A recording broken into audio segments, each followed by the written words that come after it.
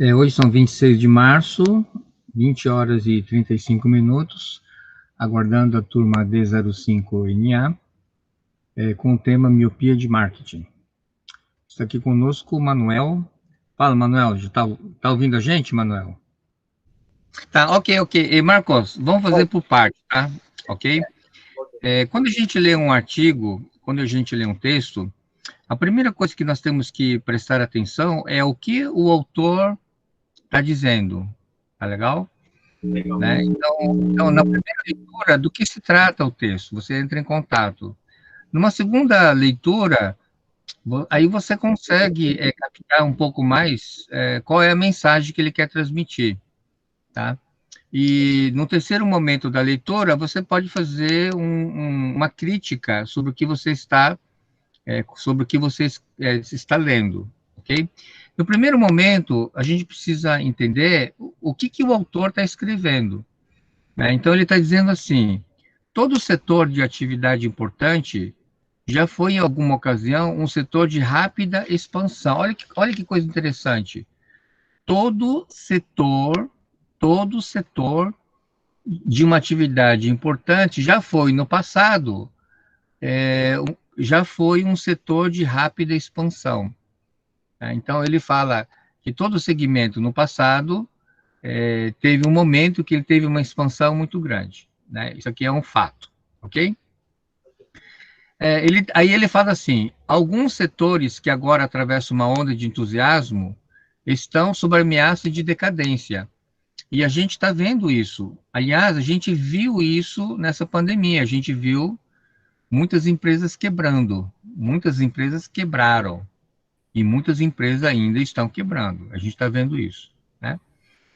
Outros tidos como rápida expansão estão em fase de amadurecimento. Então, ele está descrevendo aqui o ciclo de vida do produto, que é lançamento, crescimento, maturidade e decadência, ok?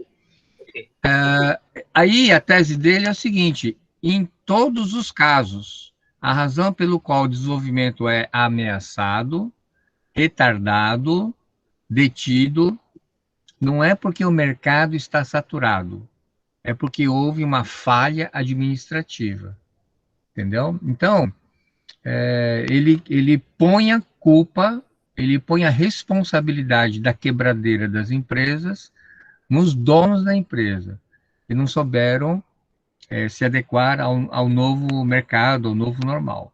Essa é a tese dele. Por isso que ele fala que a falha está na cúpula, né? Então, ele coloca alguns exemplos, e um dos exemplos que ele fala são as ferrovias. Qual era, ou qual foi, Marcos, a miopia das empresas de ferrovia? Foi comentado ontem, você lembra? Não lembro. Então, ele comenta no texto que as empresas de ferrovias achavam que estavam no setor de ferrovias, quando, na verdade, eles estavam no setor de transporte, entendeu? O foco não era a empresa, o foco era o mercado, e o mercado estava querendo transporte. Aí depois ele fala sobre Hollywood. Quando a gente fala de Hollywood, a gente está falando de cinema, né? Hollywood, ele é sinônimo de cinema. Então ele falou assim: qual foi a miopia do setor cinematográfico? Que as pessoas achavam que estavam na indústria cinematográfica, sendo que, na verdade, eles estavam no setor de entretenimento. Entretenimento. Então, então ele começa a trabalhar alguns exemplos de empresas que foram míopes. Tá? Não enxergaram que eles estavam no segmento de transporte e não no segmento de ferrovia propriamente dita, tá? Ok? Depois ele fala aqui do nylon, ele fala do vidro, né? E ele fala, então, que, na verdade, essas empresas tiveram um erro de análise. O que é um erro de análise? Eles olharam só para o seu umbigo e não olharam para o mercado, ok? Foi por isso que houve essa discrepância, né?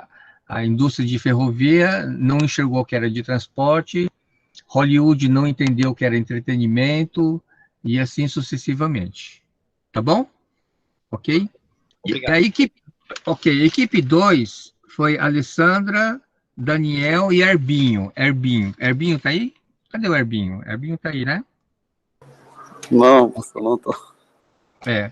Então, Herbinho, ele fala um pouquinho aqui sobre ameaça de obsoleto. O que que é obsoleto? O que que é obsoleto? É quando perde o valor, Uhum. fica E aí? defasado. Né? Ou fica defasado, perde o valor, né? Ele deu o exemplo aqui da lavagem a seco. Você pode explicar, Herbinho, esse problema da lavagem a seco?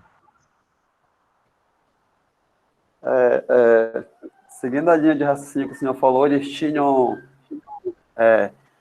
aquele pensamento da rápida expansão, que ia ser um negócio que ia ser o boom, que é um negócio que ia ser durável e crescente. Aí não se atentou para o mercado. Aí que foi surgindo outras possibilidades, outras ameaças. Por exemplo, foi a confecção de bancos, assim, com um outro tipo de produto, mas que exigia menos tempo de lavagem, essas coisas. Então, ele está dizendo, obrigado, que o problema da lavagem a seco não foi outros concorrentes, né? Que, na verdade, o que tornou a lavagem a seco ameaça de obsolescência é que houve uma nova tecnologia de tecido sintético, né? Então, por exemplo, antigamente tinha muito produto de lã, roupa de lã, e a roupa de lã exige lavagem a seco, ok? Só que aí a indústria têxtil mudou, colocou tecidos que não precisam mais lavagem a seco, entendeu? Então, a ameaça da obsolescência, ele não veio nem do concorrente, veio veio do próprio mercado, com a mudança de tecnologia. Ele fala também da energia elétrica, né? O que ele fala da energia elétrica aqui? Quase segue um pouco na mesma pegada, professor, que o setor da energia elétrica, ele tem como um mercado que é inalcançável por outras situações, por outras tecnologias, Ah, e que estão surgindo através de produtos químicos, que é através de umas pilhas que fica armazenado em algum tipo de armário, que vão, tipo, eliminando fios. Também tem a questão de outros tipos de energia, como a energia solar. Então, tipo, isso tudo vai interferir no crescimento, na pegada dessa empresa de energia do setor elétrico. uhum. Tá, ok. E, bom, a gente vê que houve uma evolução muito grande, né, na questão da energia elétrica, né, porque ele fala aqui da lâmpada, né, a lâmpada incandescente, aí depois da lâmpada incandescente veio a lâmpada fria, depois da lâmpada fria, hoje nós temos a nova tecnologia, que é a lâmpada de LED, né, mas tem uma coisa aqui, uma previsão que eles colocaram que não se cumpriu, que foi pilha química, né, ele achava que na residência ia ter pilha química. Tem isso, pilha química? Não, né? Não, não. Ok? E ele coloca aqui também uma previsão que hoje está se tornando uma realidade, que é a energia solar, certo? A Uhum. energia solar hoje, a gente está vendo. Antigamente era muito caro você instalar energia solar, só que agora as placas que são importadas da China baratearam bastante o custo. Tá? Então, tem muitos projetos de engenharia que instalam energia solar. Aqui no norte, principalmente, tem sol o ano inteiro, né? Vale muito a pena. É uma Ok? tendência, né, professor? Aqui próximo É. de casa, o vizinho acabou de instalar Ah, foi? a energia solar. Foi. Legal. Só que a empresa, ele financiou pelo banco. Só que a empresa, ela faz uma exigência que o pagamento tem que ser o valor total, aí o vizinho financiou pelo banco. Não, existe uma linha que vários bancos estão oferecendo, principalmente quando se fala sobre um projeto ecologicamente correto, energia limpa, bababá, bababá, que tem uma linha de crédito com juros menor, tá? Ok? Uhum. Vários bancos É isso. Qual foi o problema das mercearias aqui, Herbinho? Qual foi a briga aqui das mercearias? Qual é a discussão das mercearias? Das mercearias. Professor, eu não lembro dessa parte. Então, qual foi o concorrente da mercearia? O supermercado. Então, o pessoal lá das Sim. mercearias fala assim: imagina, você acha que o cara vai andar quilômetros atrás de supermercado, sendo que ele tem o conforto da mercearia de bairro, da esquina, tal? Então, eles fizeram várias convenções acalmando os donos de mercearia, dizendo que isso era um modismo, que o supermercado ia Sim. passar, era um modismo. E foi isso que Era para esperar aconteceu, um pessoal. O pouco, né? supermercado. Hã? Aqui Não, diz, ele não está foi que ele dizendo que. esperou para... Falou para eles esperarem um pouco que ia passar, né? Só que não Então passou, na aí verdade. quebrou, né? Agora, Quebrou. pessoal, olha só que interessante, né? Hoje nós estamos tendo a volta das mercearias. Se você for para cidades como São Paulo, a gente observa que tem mercearia, por conta da violência, papapá, muita gente não está mais indo em supermercados. Eles preferem comprar no bairro, né? As pequenas mercearias de bairro, né? É verdade. Ó, Tô ficando muito forte. abri uma mercearia bem na frente da minha casa. Então, em vez de eu ir no supermercado, que é lá na Duque, eu só faço atravessar a rua. Ah, eu vou comprar um tomate, eu vou comprar uma cebola, eu vou comprar alguma coisa pequena, eu vou na mercearia da esquina e compro. E tá tendo um movimento do caramba lá, né? Muito É Professor, bem. verdade. Vamos lá, equipe número professor, 3. Oi, diga. não, só para antes de passar para a minha equipe, porque a minha equipe é três, também tem uma forte ação sobre economia sustentável que incentiva as pessoas e os próprios comerciantes comprarem ao redor do bairro onde estão morando ou residindo mesmo. Então, fortalecendo também esses pequenos negócios. A gente vê muito programa e incentivo de fortalecer essa economia sustentável ao redor de onde se mora, da onde se trabalha. Então, isso também está muito voltado para esse fortalecimento de pequenos negócios. É verdade, mas você tem toda a razão. Eu recebi já alguns vídeos exatamente fazendo isso que você acabou de falar, incentivando a comprar no bairro, né? Sim. Porque não sei se é 90% da economia no Brasil são as micro e pequenas empresas, então ele incentiva você a comprar dentro do bairro, Sim. ok? Bem lembrado, obrigado. O Professor? terceiro, oi, diga, Herbinho. Não, eu só queria citar um ponto aqui que eu achei muito interessante, bem no finalzinho, assim, que ele faz uma observação, aí que ele coloca assim: se a obsolescência é capaz de paralisar até indústrias, como ele deu um exemplo aí de petróleo, automóveis e eletrônica, então ele diz aqui que isso pode ocorrer com qualquer outra. E se a gente for analisar realmente, né, são indústrias que são muito fortes no mercado, com uma expansão muito grande, mas que estão realmente ameaçadas, e que pode chegar a qualquer uma outra. Eu achei bem É, interessante essa parte.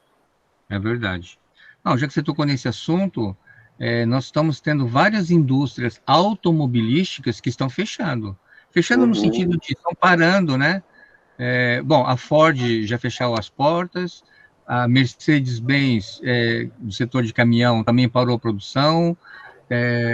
Tem uma outra que foi hoje, inclusive, uma outra empresa parou a produção. O bicho está pegando. Tá, O negócio está não pegando, tá pessoal. fácil, não.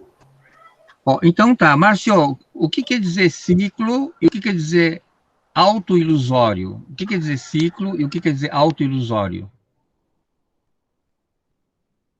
Hum, é para explicar as palavras ou o que ele falou na, Não, na as parte? palavras. O que é ciclo da ideia de quê? Ciclo. Ciclo sistêmico, né? De um movimento de ida e volta, um movimento de se completa um ciclo completando processos. Sempre Legal. volta para aquele mesmo ponto. E o que quer dizer autoilusório? o ciclo, no caso que ele fala aí, nessa parte da economia, é se autoiludir como se aquele ciclo fosse constante, ou que fosse seguir um outro rumo, que fosse sempre a ascensão, a expansão. Tá, agora tudo bem. Agora vamos fazer uma aplicação. A gente pode estar se enganando? A gente pode estar se enganando? Pode. É? Vocês concordam? Bruna, você concorda que existe o risco da gente estar se auto-enganando ou se auto-iludindo?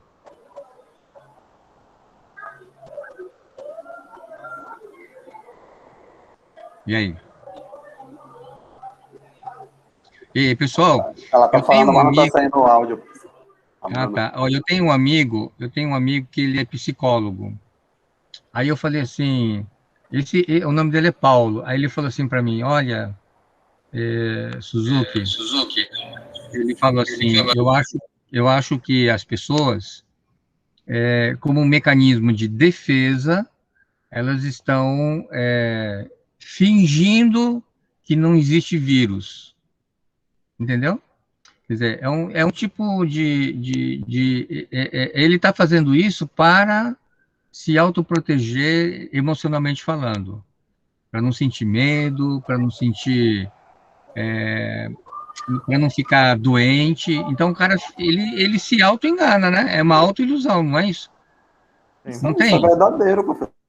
Isso é muito Ah, verdadeiro. Faz todo sentido. Muita gente age assim mesmo. Nega, Em várias com medo coisas, não mesmo. só para Não o só. vírus no momento. Verdade. diga, Márcio. Não, que age assim em vários pontos da sua vida, não só agora, porque está em voga a parte de pandemia, mesmo de vírus, mas no geral as pessoas geralmente se iludem justamente quando ela tem muito medo. Ela tenta criar uma outra realidade. É como o efeito placebo, né?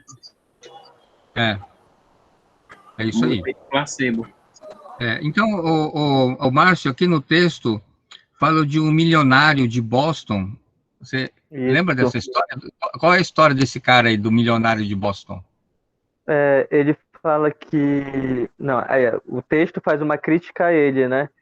Que É, ele foi míope nessa visão, porque ele queria que os herdeiros deles colocassem os títulos todos para as companhias de bondes elétricos, como se isso fosse ser eterno, que as companhias de bonde elétrico fosse o mais moderno a se alcançar, que nada mais viria além disso. E é, ele não teve uma visão mais à frente, visionária. Não, ele parou naquela ideia dos bondes elétricos. é. E aí A crítica é isso. todos os herdeiros foram levados para a pobreza, né? É, Ok? Que ele colocou isso aqui tipo ele faz no, essa no crítica. testamento aqui, né? Ok? Ele condenou os Bom, herdeiros à pobreza.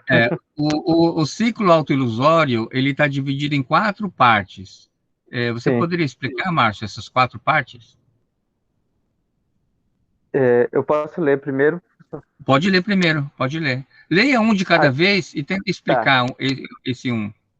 Tá.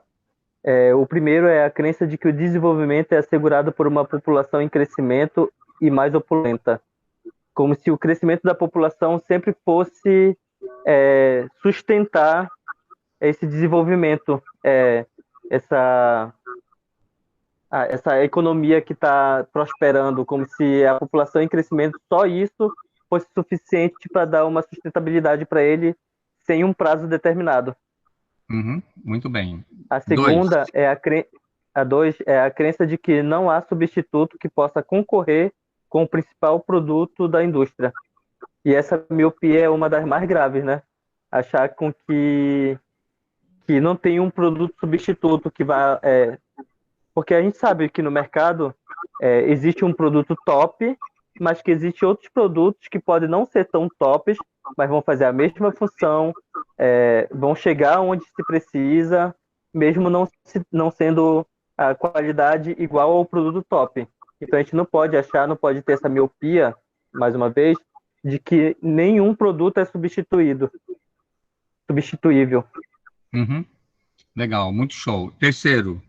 O terceiro fé exagerada na produção em massa e nas vantagens da queda rápida dos custos unitários, à medida que aumenta a produção. E aí, qual seria a explicação? É justamente criar uma ilusão de que a produção em grande escala ela vai ser o suficiente. Ela sempre vai ser essa mola propulsora para a produção sempre estar em expansão. Ok, beleza. E o quarto? E o quarto é a preocupação com o produto que se presta à experimentação científica cuidadosamente controlada ou aperfeiçoamento e a redução dos custos de fabricação. Esse eu não tenho muito, eu não consigo Não, explicar muito direito. porque veja só, quando a gente fala de miopia, a pessoa diz assim, eu tenho o melhor produto do mundo, eu estou no melhor mercado do mundo, eu tenho economia de escala, quanto mais eu produzo, mais o meu produto fica mais barato.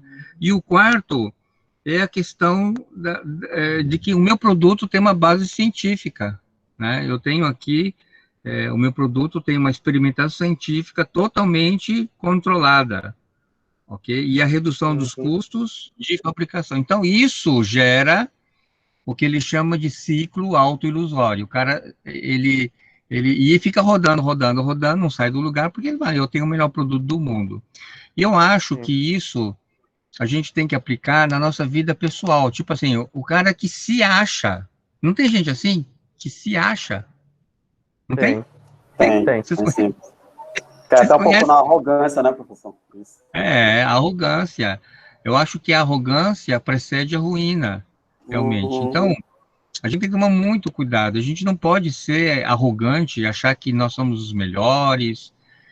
Tem gente assim, né? É aquilo que a gente cantou na música, né? Tem gente que machuca os outros, né? Tem gente que não sabe amar, papapá, né?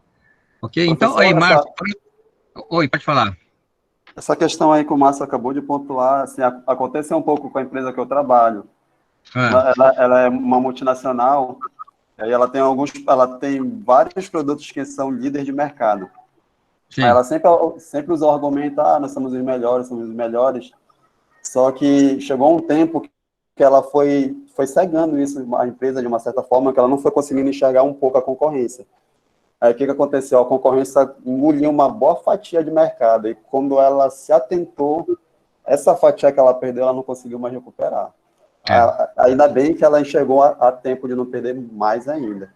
Então isso acontece bastante, essa miopia. É verdade. Tem uma aluna que o pai dela trabalha no setor de industrial. Eu não sei exatamente qual é o setor, mas vocês lembram antigamente uma fábrica de pipoca chamada Pantera, que tinha lá em Castanhal? Vocês lembram? Sim. Era Pantera tudo que é lado, Muito né? boa. Pois é, mas ela falou que está em decadência. Ela foi na fábrica, ela ficou horrorizada, está em decadência. Agora tem uma outra pipoca que está no mercado. Você sabe qual é? Não. É uma tal de guri. Água aí, sim. Então, a gente tem que tomar muito cuidado, né? Olha, grandes empresas aqui em Belém quebraram, né? Grandes empresas. Eu nunca imaginei que uma Visão fosse quebrar. Nunca imaginei que uma Bem fosse quebrar. E Amada fosse quebrar. Pessoal... Febo, né? Febo. É porque a Febo foi vendida para Granada, que é no Rio de Janeiro, né? Granado, entendeu? né? Granado, né? Granado. Não é porque os filhos e netos dos donos que morreram, eles estão morando tudo em Portugal, eles não estão nem mais aqui no Brasil, entendeu? Tá, mas o sabonete Febo, eu adoro o sabonete Febo, né? Ele mete o pau no petróleo aqui, né? Não é, Márcio? Esse capítulo aqui? É sua parte ou não? Não, a minha parte ainda é o mito da população, que eu julgo que é a continuação do... que ele mete o pau. Sim, entendi. Ele mete o pau no petróleo. O que ele fala do petróleo aqui? Ele fala que o petróleo, ele meio que subestimou todo esse ciclo econômico, né? Como se ele nunca fosse substituído, ele fosse o produto, como é chamado, né, de ouro negro, né? Que nada foi substituído. E, na verdade, a gente já sabe que o petróleo ele já está numa fase de decadência. Tá. Só que assim, eu vou dizer uma coisa para ti, tá? Ele mete o pau no petróleo, mas o petróleo ainda está muito forte na economia mundial, né? Na previsão dele, a indústria do petróleo iria falir em 25 anos. Se ele escreveu o artigo na década de 60, significa Já que o deveria. petróleo iria falir em 1985, e não aconteceu. A gente está no ano 2021 e o petróleo ainda continua sendo a principal fonte, né, de combustível, né? E porque o petróleo não é só combustível, né? Do petróleo você faz o plástico, do petróleo você faz um monte de subprodutos, né? Ok? Tá bom. Beleza. Então, aí, nós vamos para a equipe número 4.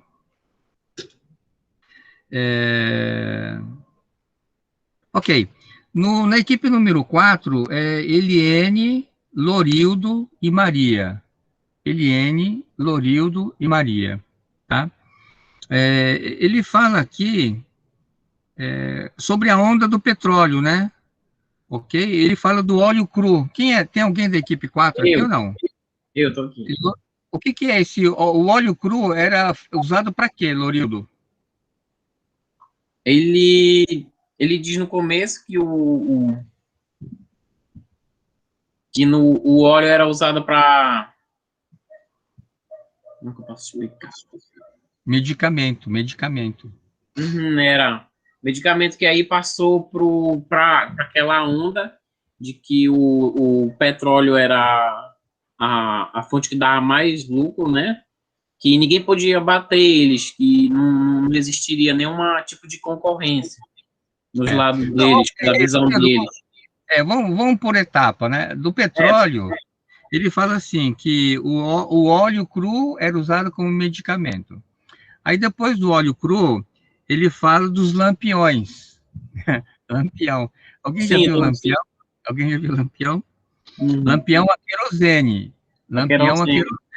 Lampião a querosene. Né? Aí depois veio o Edison. O que o Edison inventou? O Edison. O que o Edison inventou? O que o inventor chamado Thomas Alva Edison inventou? Peraí, deixa eu me lembrar. A lâmpada. A lâmpada. O Edison inventou a lâmpada. Qual foi a primeira cidade do mundo a ser iluminado pelas lâmpadas de Edison, pessoal? Hein? Isso aqui é um pouco de cultura, né? Hein? Alguém sabe? A primeira cidade a ser iluminada se chama Paris. Já ouviu falar? Por isso que chama Cidade da Luz? Tudo bem, Olha, um pouquinho. É por isso fui, que mas se não chama deu muita atenção, não. A Bruna teve lá já, Bruna. E aí, Bruna, é o seu sonho visitar Paris, né? Sonho não, mas se eu tivesse dinheiro eu ia. Ah, é? E qual é o seu sonho? Qual é o seu sonho? O seu sonho é conhecer que país? Professor, sonho mesmo é estar no show da Beyoncé, mas... ser dançarina dela. Enfim. Não, tenho vontade de conhecer Roma, para conhecer o Vaticano, assistir uma missa com o Papa, tenho muita vontade. Londres também. Como eu estou assistindo The Crown, eu queria muito conhecer Londres. Acho que seria muito legal. Alguns países da Europa eu acho muito bacana, muito interessante. Ah, legal. E também do Oriente.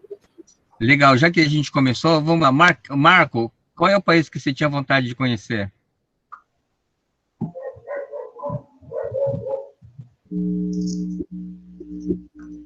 Não tô ouvindo, Marcos. Tem vários da Europa. São países da Europa. Vários.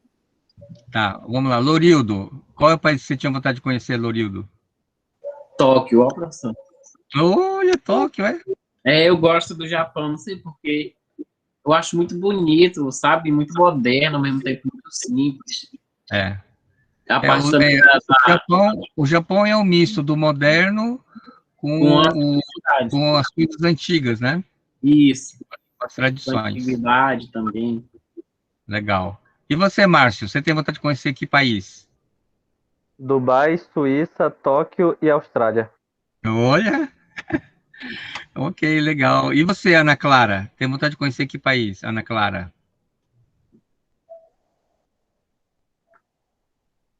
Hein? Japão, professor. Ah, o Japão. O Japão é muito bonito. E aí, obrigado. Felipe, e você? Felipe Gustavo, qual país você tinha vontade de conhecer? Felipe Gustavo, qual país você tinha vontade de conhecer? Oi, professor. Inglaterra, professor. Oh, Inglaterra. Muito bem.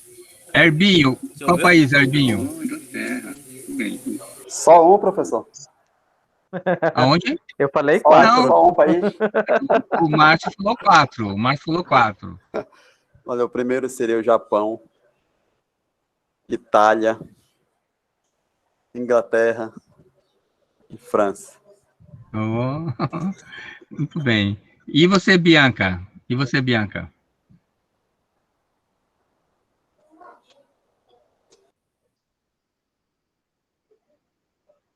Alô? Bianca, tá ouvindo? Enquanto a Bianca está pensando, Juliana, qual país você tinha vontade de conhecer, Juliana? Pode escrever aqui no chat. O pessoal está escrevendo aqui no chat? Professor, eu tinha vontade de conhecer as sakuras no Japão, o túnel. Ah, tá. Japão. Ok. Antônio, já falou?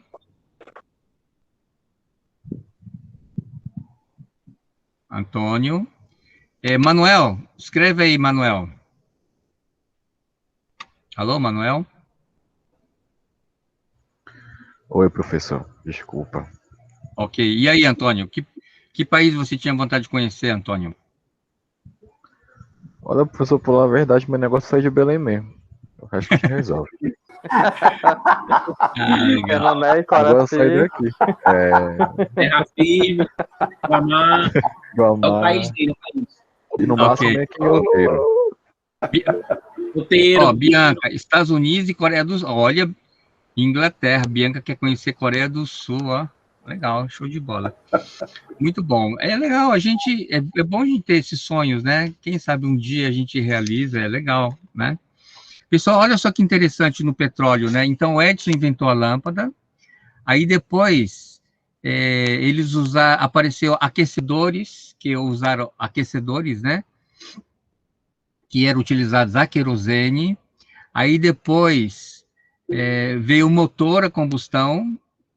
Ah, a Bianca está dizendo que não gosta de falar. Tudo bem, Bianca. Veio o motor de combustão e depois o aquecedor central de óleo cru, né? Então, o autor fala que a indústria do petróleo teve muita sorte, que todas essas invenções vieram fora deles. Foram outras invenções que deram uma sobrevida ao petróleo. Ok? Muito bem. Vamos falar um pouquinho. Grupo 5 é a Bruna, Joicele e a Jaqueline, que não está, que fala sobre o futuro incerto. O futuro incerto, né? O que ele quis dizer com futuro incerto? O que é futuro incerto? Bruna? Professor, vou separar aqui alguns pontos que eu destaquei sobre as leituras. Ele fala sobre essa questão do futuro incerto, porque no texto ele diz assim: não existe garantia contra a obsolência dos produtos. Então, ele fala que as empresas elas têm que buscar sempre melhorar, porque se a empresa não buscar essa melhora no produto dela, na mercadoria dela, outras empresas vão acabar engolindo ela com produto, pelo mercado e tudo mais. E fala também da questão da produção em massa, né? De como a produção em massa faz com que as empresas, as organizações, acabam gerando produtos a qualquer custo. E essa formação, essa busca de venda de produtos já vai entrar em conflito com uma outra questão, que é a venda versus marketing. Porque o marketing, como ela já é uma coisa mais sistêmica, ela exige também um sistema mais elaborado, muitas empresas acabam deixando de lado e preferem focar na venda. A venda, ela foca na necessidade de transformar o produto em dinheiro, ou seja, está focada na necessidade do vendedor. O marketing não. O marketing, ele busca a necessidade do cliente, do comprador, a atender as necessidades dele, que, consequentemente, vai vender o produto. Que é essa a diferença. Muito bem, eu achei muito bom, viu, Bruna? Parabéns, assim, pela sua percepção. Show de bola. Quando você fala em venda, você foca na necessidade do vendedor. Mas quando você fala em marketing, você tem que focar na necessidade do cliente. Do comprador, sim. Do comprador. Muito bem trabalhado. Equipe número 6 é Ana Beatriz, Ângelo e Tatiane. Tem alguém da equipe 6? Acho que não, né? Não estou vendo ninguém da equipe 6. É atraso em Detroit. Quando a gente fala em Detroit, a gente está falando de que segmento? Detroit tem a ver com o quê? Detroit é um estado, né, nos Estados Unidos, né? Ok? E o que tem nesse estado? Vocês sabem? Não sei. Vai a ver com Então, automotivo? Exatamente. Detroit é onde fica a sede General Motors, dessas grandes empresas, as Ford, General Motors, as grandes indústrias automobilísticas, eles se localizam em Detroit, né? Então, qual é o problema de Detroit? Ele critica que a indústria automobilística, eles fingiam que estavam ouvindo o cliente, mas não estavam ouvindo o cliente. Entendeu? E aí ele fala o seguinte, que na década de 70, ele não está muito explícito, mas na década de 70 nós tivemos a crise do petróleo. Então, vocês lembram antigamente como eram os carros americanos ou não? Na década de 60, 70, vocês lembram como eram os carros americanos? Nos filmes que a gente assiste? Você nunca assistiu o filme antigo da década de 60? Os carros eram gigantes. Os carros americanos eram gigantes, grandes, confortáveis. E aí, era estiloso, né, professor? Era bastante estiloso. Só que aí, o que aconteceu? Com a crise do petróleo, os americanos, eles queriam carros econômicos. E quem é que entrou no mercado com carros econômicos? Os carros do Japão, da Coreia? Exatamente. Exatamente, os carros japoneses. Os japoneses entraram com tudo. Tá? Durante muitos anos... Vocês são fogo, não professor? Oi? Que foi, Bruna? Vocês são fogo. Ei, Bruna, durante muitos anos, o carro mais vendido nos Estados Unidos era um carro japonês. Você sabe qual era esse carro? Agora o senhor me abraçou sem mãos. Não sei. Durante muitos anos, o carro mais vendido nos Estados Unidos era um carro japonês chamado Civic Honda. Não, é acima do Civic, é o Honda Accord. Já viram? Nunca ouvi falar, professor. Não, eu pensei que acima do Civic fosse o City. Não, acima do modelo... Não, o City é um intermediário. O City é um intermediário entre o Fit e o Civic. Entendeu? O Fit. Tá? Mas o Accord é um carro... ele é superior ao Honda Civic. Ok? Tudo bem? Accord. Eu tô vendo aqui, ele lembra um Camaro. Você viu na foto? Foi, Eu vim pesquisar aqui. Márcio, ele lembra um Camaro. Então, aí os americanos ficaram muito chateados. Falaram, como é que é a história? Como é que nós que inventamos a linha de produção, que história é essa de carro japonês? Aí eles fizeram uma pesquisa e perguntaram para um monte de engenheiros e pessoas, e aí eles construíram um carro que bateu o Honda Accord, que foi um carro da Ford chamado Taurus. Alguém já viu esse carro? Taurus? Já vi. Já vi aqui. Já vi. A Bruna já vai ver. Então, aí... Só que agora, quem é que está vencendo? Agora são os carros híbridos, tá? O Toyota Prius é um carro híbrido, ele é metade elétrico e metade gasolina. É um carro híbrido. Ah, o da Honda é muito mais bonito do que esse Taurus. Esse Taurus? Ah, eu gosto mais do carro da Honda também. Ok? Muito bem. Pessoal, o Henry Ford, aqui no texto, ele foi considerado o cara mais brilhante e o cara mais... Qual é o termo que ele usa? Mais insensato. Por que ele foi considerado uma pessoa brilhante? Você sabe quem foi Henry Ford, né? Quem foi Henry Ford? Ele criou a linha de produção, né? Ele criou linha de produção. Fordismo. Fordismo. E ele foi considerado um homem brilhante. Por que ele foi brilhante?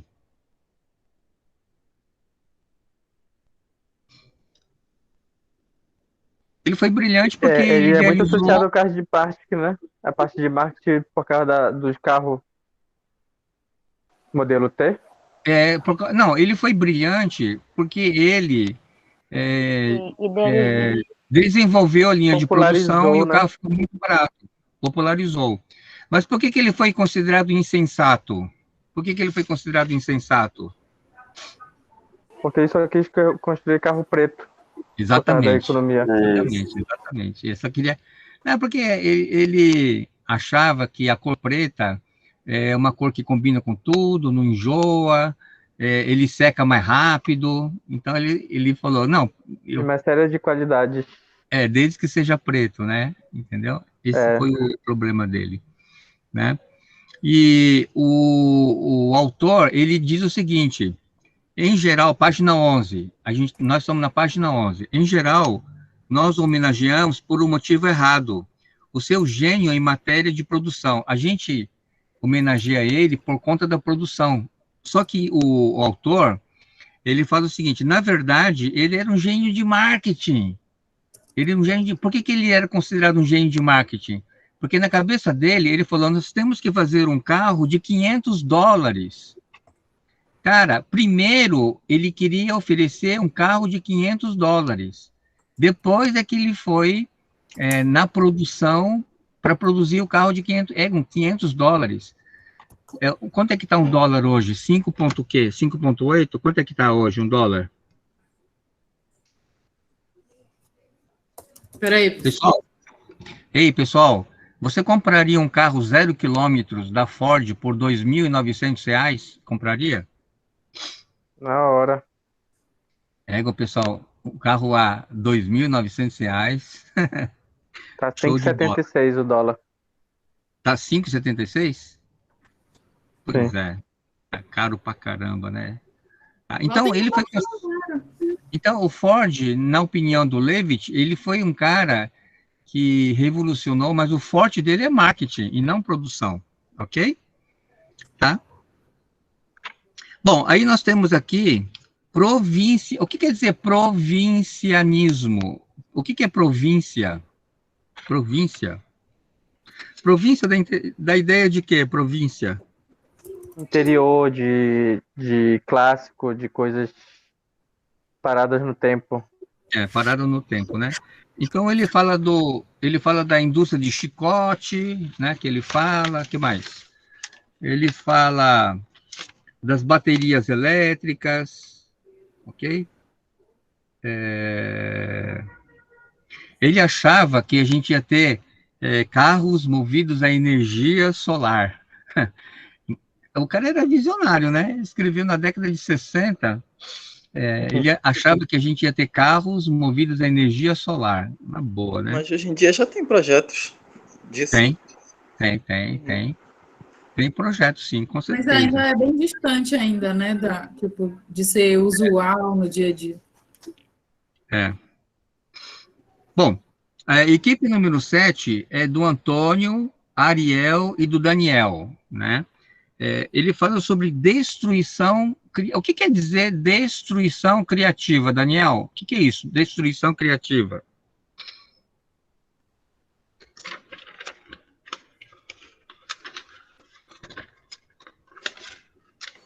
Por que ele usa essa palavra destruição? Destruir o quê? Da equipe 7, deve ser o Daniel Pires. Ah, é? Você é o Daniel o quê? Rufino. Tudo bem, ok. Cadê o Daniel Pires, não tá? Daniel Pires, Ariel, Antônio Carlos. Antônio Carlos. Tem um trecho aqui que eu gosto, que eu acho interessante, não sei se vocês concordam. Ele diz assim, como as palavras custam pouco e as ações muito, talvez convenha mostrar o que implica e a que conduz esse raciocínio. Vamos iniciar pelo começo, o cliente. Pode-se demonstrar que quem dirige automóvel detesta o aborrecimento e a perda de tempo que acarreta a necessidade de comprar gasolina. Olha aqui que ele escreveu. Nós, na verdade, não compramos gasolina. Não podemos vê-la, nem prová-la, nem senti-la no tato, nem avaliá-la e nem experimentá-la realmente. O que nós compramos é o direito de continuar a dirigir os nossos carros. O posto de gasolina é como um coletor de impostos, a quem somos obrigados a pagar uma taxa periódica para o uso dos nossos carros. Então, ele fala assim, a gente não compra gasolina, a gente compra o direito de usar o carro. Entendeu? Esse é o foco, né? Então, o que é destruição criativa? Ele diz o seguinte, que para você ser criativo, você precisa destruir o antigo, né? E o grande problema das pessoas que são míopes é que elas têm muita dificuldade de abandonar o velho, de abandonar aquilo que é antigo. Então, para você ser criativo, você precisa destruir, sacrificar aquilo que você vem alimentando, desejando, construindo ao longo dos anos. É por isso que ele usa essa expressão destruição criativa. É bem forte isso, né? Destruição criativa. Ok? Mas embaixo também ele fala sobre, ele fala assim, os administradores precisam fazer um esforço muito grande para se libertar das forças convencionais, das formas convencionais. É isso aí. Beleza, Márcio. Obrigado pela contribuição. Aí depois ele fala que o marketing é fraudado, né? Ele faz aqui depois, ele faz uma comparação do marketing para a produção, né? Marketing para a produção, tá ok? E o que ele critica, ele fala muito claramente, né? O marketing é tratado como enteado. E o que é enteado? O que é enteado? Hein? Não é filho de sangue, né? O enteado é aquele que não é filho de sangue. É aquele que é levado a segundo plano. Tá? Então, o que ele fala é que o marketing ele é tratado como enteado. E o que é tratado como filho legítimo aqui, no segundo texto? A venda, professor. A produção. Então, ele faz uma diferença muito grande. A produção é onde as empresas têm um maior cuidado, atenção e carinho, a produção. E o marketing é levado em segundo plano. Essa é a crítica dele, ok? Essa é a crítica dele, ok? Beatriz está aí ou não? Beatriz? Bom, então a gente vai para o final do texto, e ele diz o seguinte,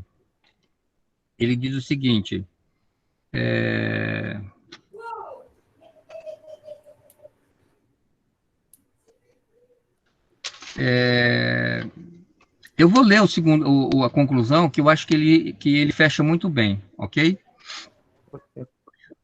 Sensação de profunda grandeza. Obviamente, A companhia precisa fazer o que exige a necessidade de sobrevivência. Beleza. Precisa adaptar-se às exigências do mercado e o mais cedo que puder. Mas a mera sobrevivência é uma aspiração medíocre. Qualquer um pode sobreviver de uma forma ou de outra, até mesmo um vagabundo nas sarjetas. A vantagem é sobreviver galantemente e é sentir a emoção intensa da maestria comercial. Não sentir apenas o odor agradável do sucesso, mas experimentar a sensação profunda de grandeza empresarial.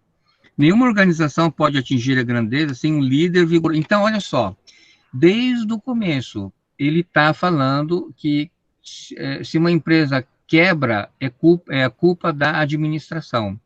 Então, ele fecha o artigo exaltando o líder, exaltando exatamente o dirigente da empresa, né? Então, ele fala assim, nenhuma organização pode atingir a grandeza sem um líder vigoroso, que é impelido para frente por sua vibrante vontade de vencer. Ele deve ter uma visão de grandiosidade, visão que possa atrair ardentes seguidores em enormes quantidades. No mundo dos negócios, os seguidores são os clientes. Olha que legal. No mundo dos negócios, os seguidores são os clientes. Para atrair esses clientes, toda empresa deve ser considerada um organismo destinado a criar e atender a clientela. A administração não deve julgar que a sua tarefa é fabricar produtos, mas sim proporcionar as satisfações que engajam clientes. Então, olha só, o foco da empresa não é produto, o foco da empresa deve ser os clientes, né? Deve propagar essa ideia e tudo o que significa e exige por todos os cantos da organização. Deve fazer isso sem parar, com vontade, de forma a excitar e estimular as pessoas que nelas se encontram. Se assim não for feito, a companhia não passará de uma série de compartimentos sem um fortalecedor senso de objetivo e direção. Então, ele fala muito sobre a importância desse líder que tem essa visão. Em resumo, a organização precisa aprender e considerar sua função, não a produção de bens e serviços, mas a aquisição de clientes. A realização de coisas que levarão as pessoas a quererem trabalhar com ela. Ao próprio dirigente máximo cabe, obrigatoriamente, a responsabilidade pela criação desse ambiente. Então, ele fala que o líder é que tem que criar esse ambiente, né? Ele próprio deve lançar o estilo da companhia, sua orientação e suas metas. Isso significa que ele precisa saber, exatamente para onde ele mesmo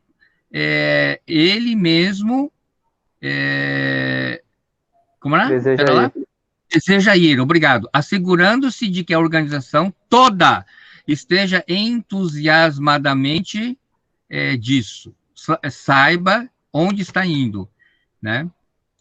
Este é um dos primeiros requisitos da liderança, pois a menos que ele saiba onde está indo, qualquer caminho conduzirá a esse local, ok?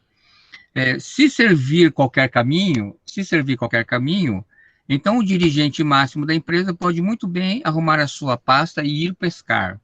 Se uma organização não souber ou não tiver interesse em saber para onde está indo, não precisa fazer propaganda desse fato com o chefe protocolar. Todos perceberão depressa. Então, isso aqui é muito interessante, né?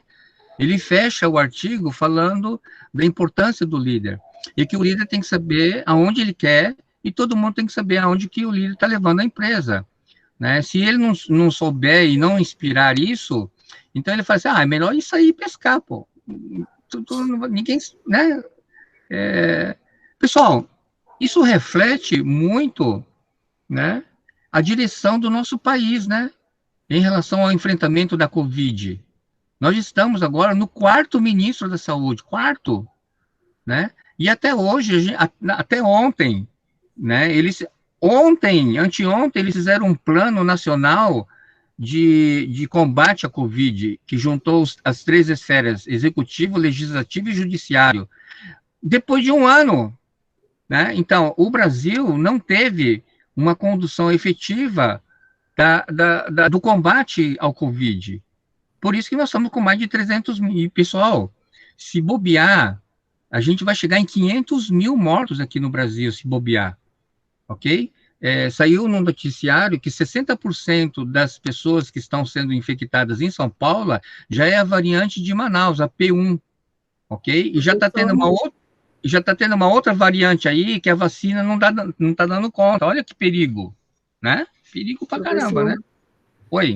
E sobre isso que o senhor está falando, além da gente só estar começando isso depois de um ano, e uma coisa que é importante ser citada é que isso está sendo feito agora por pressão dos empresários. Aí o governo decidiu tomar uma atitude. Não é porque ele teve pena da população, não. É por pressão dos empresários, porque nós estamos num ponto onde tanto as empresas financeiramente não aguentam mais, quanto também as mortes estão demais. Então, as mortes não estão mais escolhendo rico, nem só pobre, está escolhendo tanto rico quanto pobre.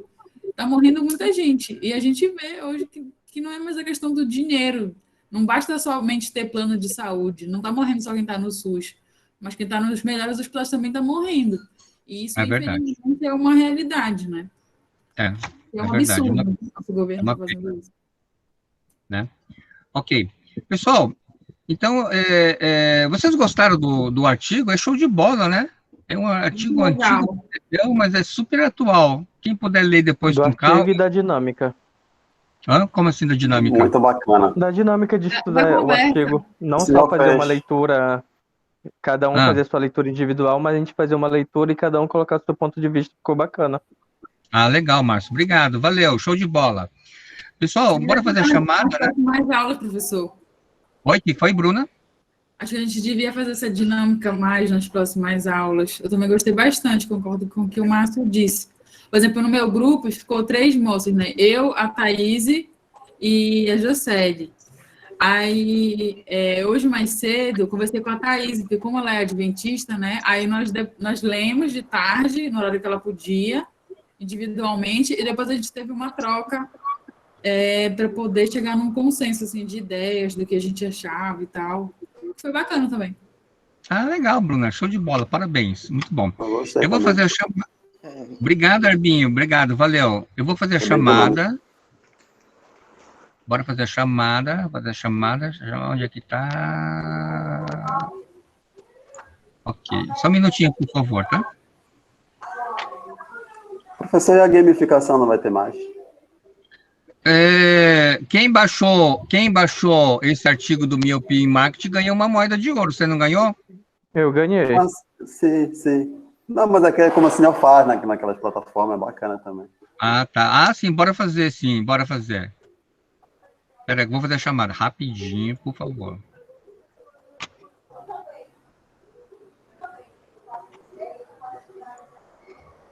Alessandra, tá aí? Ana Beatriz. Ana Clara. Presente, professor. Ana Ferreira. Ângelo. Antônio Carlos. Aqui, professor. Ariel. Audrey. Beatriz Vale. Bianca de Lima. Presente. Bruna Beyoncé. Carla Hilda. Carlos Gabriel. Caio Vinícius. Daniel Rufino. Presente. Daniel Rufino. Daniel Pires. Débora Maria. Eliane. Herbinho. Presente. Érica Garcia. Felipe Gustavo. Presente, professor. João Libório. Nascimento. Joicele. Juliana Cruz. Presente. Ok, Juliana Cruz. Só um minutinho que eu vou para a segunda folha. Juliana Ferreira. Juliano dos Santos. Leila Magali. Lorildo. Presente. Morildo. Maíra. Manuel Di. Manuel tá aí? Manuel? Manuel tá aí ou ele tá jogando videogame? Manuel tá aí? Márcio. Present. Marco de Oliveira. Presente. Ok. Marina. Matheus Amaro. Micaela. Tatiane de Souza. Thaís e Priscila. Thaís estava, né? Ela teve que sair, né? Thaís e Jaqueline, não. Tereza Cristina, não. Salvar presença. Ok. Pessoal, então tá, valeu aí a participação. Achei bem legal a participação de vocês, ok? Quero desejar um bom final de semana e se cuidem. Tá, pessoal? Obrigado Okay? e bom fim de semana, professor. Obrigado. Se cuide também. Boa noite, professor. Boa noite a todos. Boa noite. Boa noite, professor. Boa noite a todos. Tchau, Boa galera. noite, final de semana. Saúde a todos. Saúde a Obrigado. todos. Saúde a todos.